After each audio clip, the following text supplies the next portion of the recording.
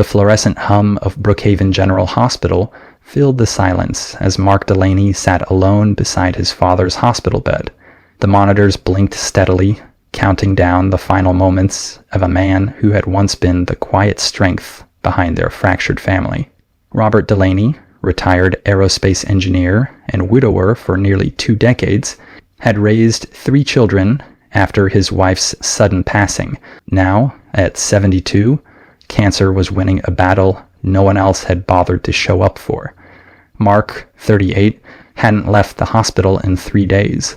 He had barely eaten, barely slept, only waited. His phone buzzed again, a message from Leah, his wife. Insane day, charity auction drama, can't get away. Love you. No mention of Robert, no offer to visit, no surprise.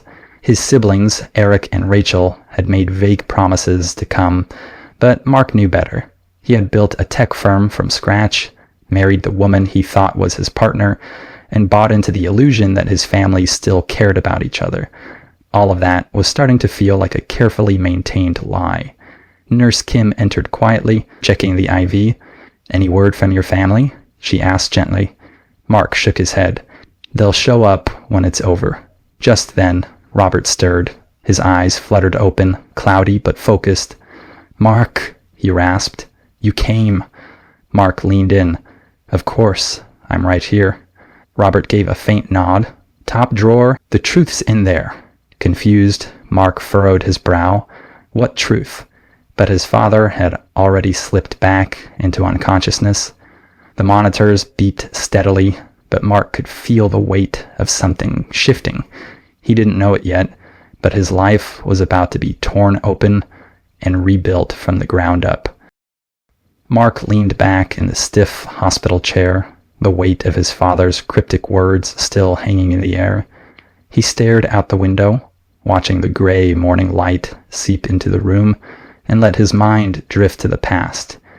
After their mother died in a car accident, Robert Delaney had become the anchor holding everything together. He worked long shifts as an aerospace engineer, packed school lunches, showed up to every recital and science fair, and never once made Mark feel like he had to compete for attention, even though Eric and Rachel were technically his stepchildren. Mark had always admired his father's calm resolve and integrity, traits that guided him through building his own tech company from nothing, but the deeper his career pulled him into the startup world, the more distant he felt from the people who shared his blood, or pretended to. Eric had landed on Wall Street, thriving on deals that blurred legality, and Rachel had turned her influencer lifestyle into a brand built on borrowed luxury and curated fiction. Then there was Leah. Ambitious, magnetic, and once fiercely supportive, she had transformed over the years into someone more interested in galas and guest lists than partnership or honesty. Their conversations had become surface level, often revolving around optics, appearances, and her social calendar. Mark's success no longer seemed to impress her. It only inconvenienced her. He checked his phone again. No new messages. Just another silent hour stretching into the next. The fracture in his family wasn't sudden. It had splintered over time, quietly, like a fault line under pressure. And now, with Robert clinging to life and no one else at his side, Mark could feel the full distance between himself and everyone who was supposed to care. The truth wasn't just in a drawer. It had been hiding in plain sight. Robert passed quietly just before dawn. The steady rhythm of the heart monitor faded into a flat, unbroken tone as Nurse Kim gently stepped forward to silence it. Mark didn't move. He sat there for a moment longer, hand still wrapped around his father's, waiting for the room to catch up with the finality of it. Then, as if on cue, chaos arrived. The door burst open, and in walked Eric, followed closely by Rachel, both impeccably dressed and reeking of perfume, aftershave, and last-minute guilt. Leah trailed behind them, sunglasses still on, holding a phone like it was a lifeline. "We came as fast as we could," Rachel said breathlessly, already dabbing at imaginary tears. Traffic was a nightmare, Eric added, voice too casual, eyes scanning the room. Leah didn't say anything. She didn't look at Mark. He stood up slowly, brushing past them. "He's gone," was all he said. The silence that followed was more awkward than grief-stricken. Nurse Kim approached Mark quietly, handing him a sealed envelope. "He asked me to give you this when it was time," she said. Mark turned it over in his hands. His name was written across the front in his father's sharp, careful script. In the hallway, voices rose, arguments already brewing about funeral costs and who would speak at the service. Mark didn't join them. Instead, he walked to the parking lot, sat in his car, and opened the envelope. Inside was a single page and a key. The letter was short: a direction to go home, open the top drawer of Robert's study desk, and use the key to access a safety deposit box at Crestview Bank. The final line hit hard. "You deserve to know the truth. They're not who they pretend to be." Mark stared at the words, heart pounding. The storm was just beginning. Later that afternoon, Mark sat alone in a private room at Crestview Bank, the safety deposit box open before him. The air was cold and sterile, but what he pulled out sent heat surging through his veins. Inside were meticulously organized folders, a USB drive, and a handwritten inventory in Robert's precise handwriting. Mark scanned the documents: bank statements, wire transfers, asset sales, each one more damning than the last. His brother Eric had been quietly liquidating pieces of a dormant family investment trust. Assets, Mark had been told, were long gone. Rachel had set up shell sponsorships through her influencer business, funneling payments from family accounts for staged collaborations that never happened. And then there was Leah. Mark's stomach turned as he read through forged authorizations, fake vendor payments, and offshore transfers. Leah had slowly been siphoning funds from his company over the past 2 years, under the guise of handling the books to free him up for the creative work. But what hit hardest was the familiarity of the name that kept surfacing: Gerald Stanton, their longtime family accountant. Mark remembered Stanton giving him advice at 17, helping file his first tax return. Robert must have known, or at least suspected. A section of the documents even included timestamps, screenshots, and photos of hotel lobbies, private clubs, a restaurant 3 towns over. A second folder was labeled Confirmation for Mark only. His hands trembled as he opened it. Inside were 2 DNA tests and a paternity summary. Eric and Rachel weren't Robert's biological children. Mark was the only one. They knew, Robert's letter had said, and that's when things changed. Mark leaned back in his chair, the truth crushing him like a weight. Everything he trusted had been carefully, professionally dismantled. 2 days later, Mark entered the law offices of Hartwell and Gray, dressed in a charcoal suit that still smelled faintly of hospital disinfectant. The conference room was already half full. Eric leaned back in his chair, scrolling through his phone. Rachel examined her manicure under the recessed lighting. Leah stood by the window, arms crossed, avoiding eye contact. Mark took his seat across from them without a word. The family's longtime attorney, Judith Hartwell, a stern woman in her 60s, entered with a thick folder and a tired expression. "Thank you all for coming. We're here to execute the final will and testament of Robert Delaney, revised 3 months before his death." Mark saw Leah's brows twitch at the word revised. Judith continued, "To begin, Robert requested that the Delaney family home be sold and the proceeds donated to the Brookhaven Oncology Research Fund." Eric sat up straighter. "What? That house was supposed to be mine." Judith didn't blink. "Next, the art collection will be donated to the Crestfield Museum of History." Rachel scoffed. "That can't be right." "He knew I was cataloging it for appraisal." "He did," Judith said flatly. "Now, as for the remainder of the estate," she looked directly at Mark. "Robert appointed Mark Delaney as sole executor. The estate's residuals will fund a new foundation in his name. Eric and Rachel will each receive a ceremonial sum of $500, 0 cents. The room erupted. "This is fraud." Leah, silent until now, said softly, "Mark, did you know about this?" He didn't answer. Judith held up a remote and pressed play on a monitor. Robert's recorded voice filled the room. "If you're watching this, then the damage is done. But, at least now, it's out in the open." The drive to Almajuel was quiet and winding, cutting through the kind of rural hills Mark hadn't seen since childhood. It was a town untouched by time. Weathered porches, faded storefronts, and people who still waved at strangers. He parked outside a modest blue house with a white fence and a garden in bloom. The man who answered the door was tall, white-haired, with eyes that looked too familiar. "You must be Mark," he said, offering a handshake. "I'm Miles Archer. Come in. Your father said you'd come eventually." Inside, the home smelled of coffee and old books. They sat at the kitchen table, the weight of unspoken history between them. "Robert and I met working defense contracts in the 80s Est," Miles explained. "We stayed close, even after he moved back to Crestfield.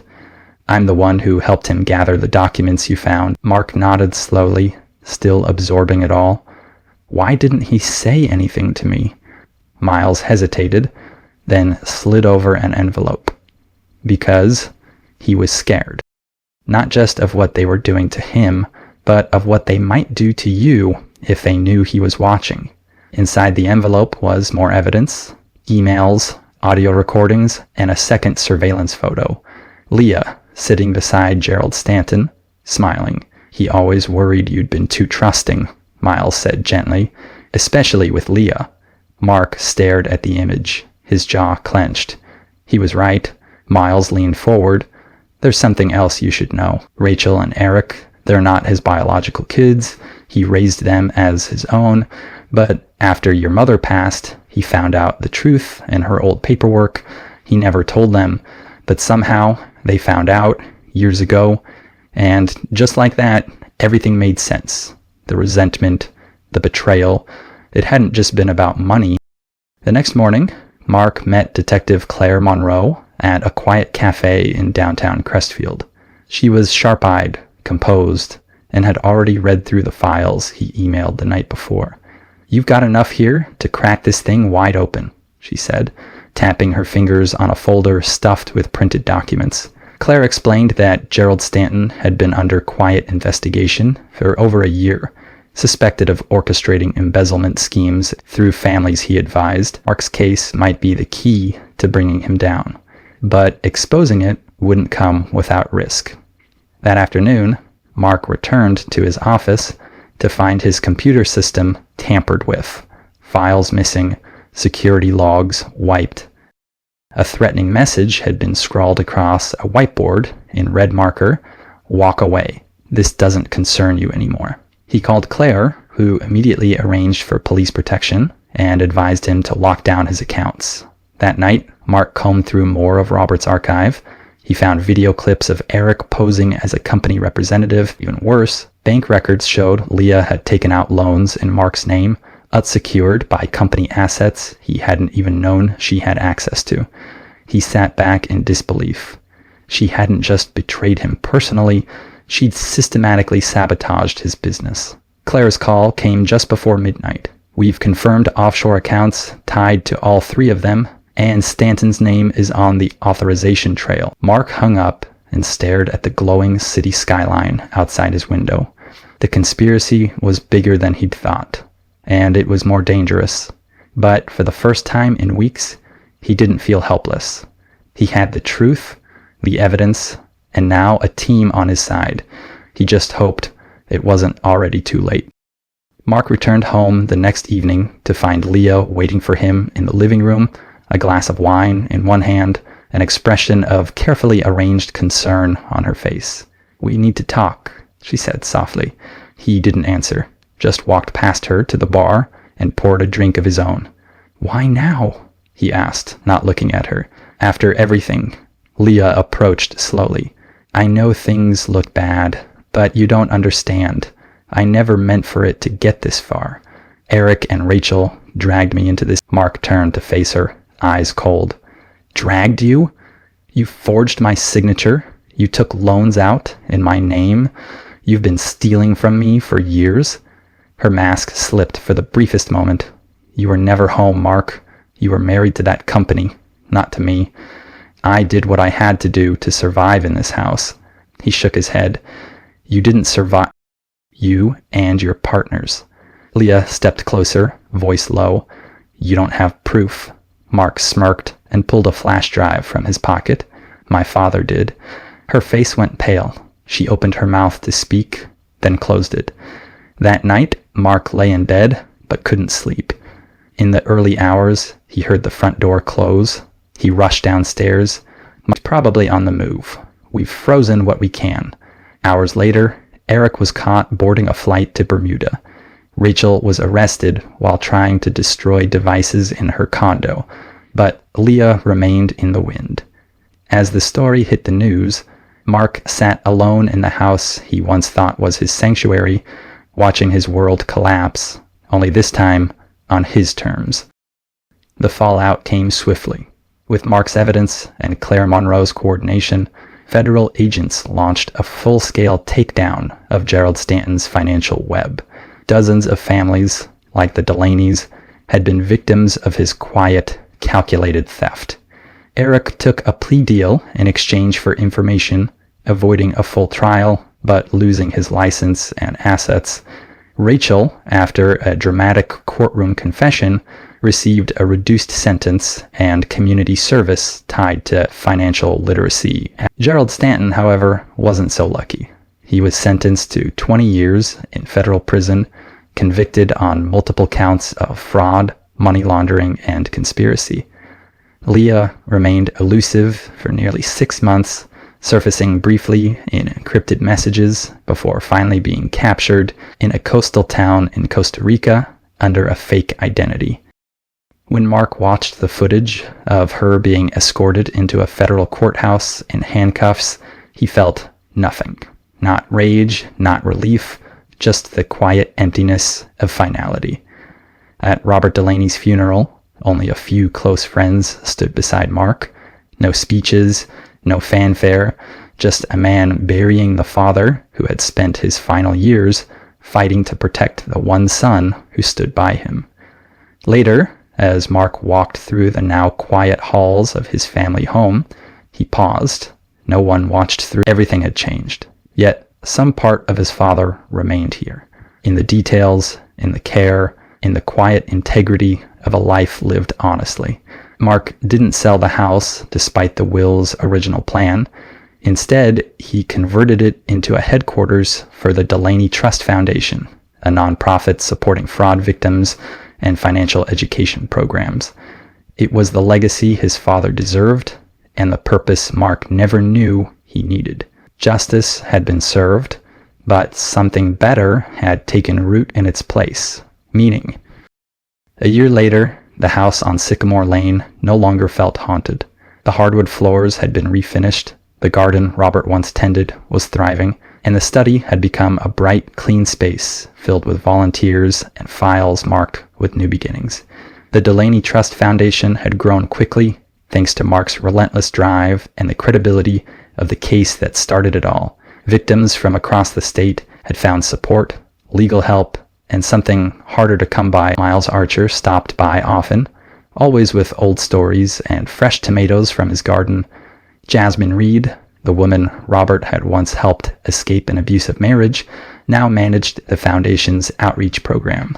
She and Mark shared a quiet understanding, both survivors of betrayal, both rebuilding from the ashes.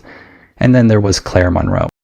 What started as a working partnership had become something more honest, more rooted. They didn't rush it. Scar tissue takes time to heal. But Sunday dinners were now a tradition in the Delaney house, with Claire seated across from Miles, Jasmine laughing in the kitchen, and a kind of peace settling over it all. That spring, they dedicated the Robert Delaney Memorial Garden on the hospital grounds. Mark stood at the podium, surrounded by people who didn't share his blood, but had become his family. As the small ceremony ended, Claire slipped her hand into his. "You okay?" she asked. Mark looked out at the flowers, at the carved stone bearing his father's name. "Yeah," he said, a rare smile tugging at the edge of his mouth. "For the first time in a long while, I really am." In his pocket, he still carried his father's last note, faded and folded, unread for months. He didn't need to open it anymore. He was finally living the answer. The story of the ledger is a powerful reminder that truth, no matter how deeply buried, always finds its way to the surface. Mark Delaney's journey shows us that betrayal by those closest to us can be devastating, but it doesn't have to define us. With resilience, integrity, and the courage to confront hard truths, we can reclaim control over our lives. True family isn't always bound by blood, but by loyalty, trust, and a willingness to stand by someone when everything falls apart. Justice may be slow, but with persistence, it comes. And with it, the chance to rebuild something better. If you've ever doubted your instincts, questioned who you can trust, or been forced to start over, Mark's story is a testament that healing and hope are possible. If this story moved you or made you think, don't keep it to yourself. Like, subscribe, and share it with someone who needs a reminder that even in the darkest moments, we have the power to rise. Your support helps keep stories like this alive and encourages more narratives rooted in truth, justice, and redemption. Let's keep telling stories that matter together.